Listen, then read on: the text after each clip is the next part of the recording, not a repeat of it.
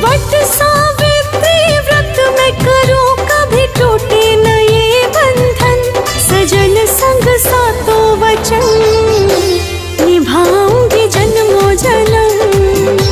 सजन संग सातों वचन निभाऊंगी जन्मों जन्म।